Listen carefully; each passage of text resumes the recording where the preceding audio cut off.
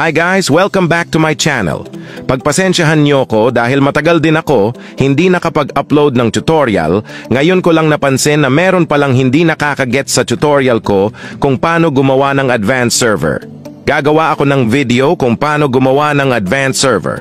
Step by step na gagawin ko para magets nyo. Una, dapat meron kayong extrang account na merong advanced server kasi yun yung gagamitin natin para makagawa ng advanced server kung wala kang extrang account na merong advanced server.